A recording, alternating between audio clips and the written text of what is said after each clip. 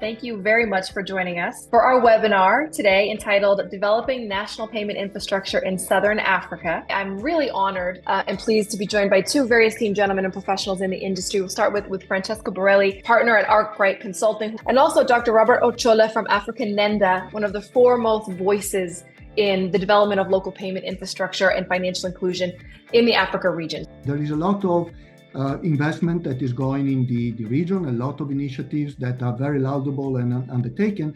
But the question is, are we really achieving what we are meant to achieve? So we took a sample of markets for looking at evidence that the deployment of specific infrastructure has led to results in terminalization and so on. We are going to see what the data diving into the 5 markets that we looked into. So, as I said, they were selected on the basis of longevity. If we click on here, we look at the year of establishment. So we have infrastructure that has been established in the earlier case in 94.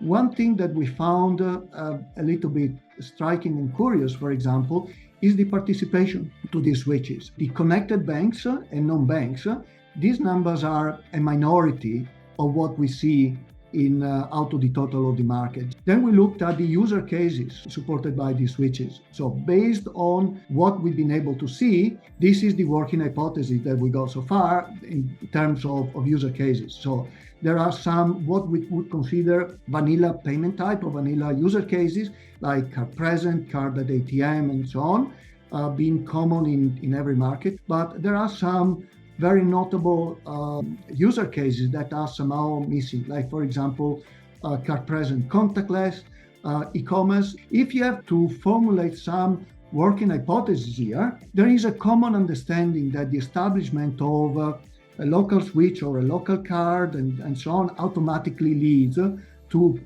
inclusion and penetration. But for example, for the 5 countries, just looking at the data, the fact that we got a national switch that can provide some transactions, authorization like card present, face-to-face, person-to-person remittances, but appear to not to be able to support, for example, tokenized transactions online, contactless, and so on, could be a roadblock for development of e-commerce and innovative payment in the domestic space. The establishment of a domestic processing engine capability does not appear to have supported financial inclusion. My question is for you, Robert, with the objective of increasing financial inclusion, how should local market regulators, banks, fintechs, etc., prioritize building their local payments infrastructure? What we advocate for at regulation level is an inclusive system which allows for the consumer to decide what channel. So the more that is available and at affordable rate,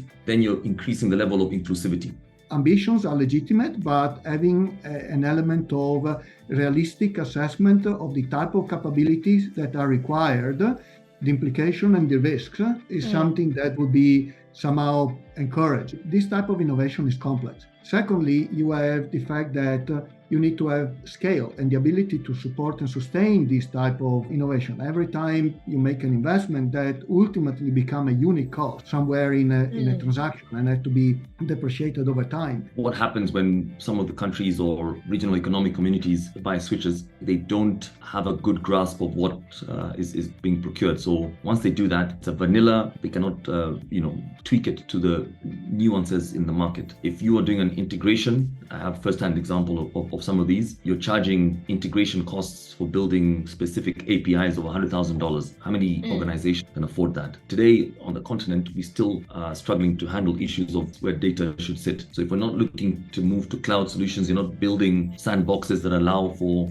people to innovate and really be nimble around providing solutions for specific cohorts of customers, you will continue to have this challenge. We talk about at AfricaNenda 400 million unbanked, financially excluded adults, and that is a big number. That means they don't have a credit history, they probably don't have insurance, they can't access health insurance, and therefore their participation in economic transformation of the continent continues not to be at an optimal level.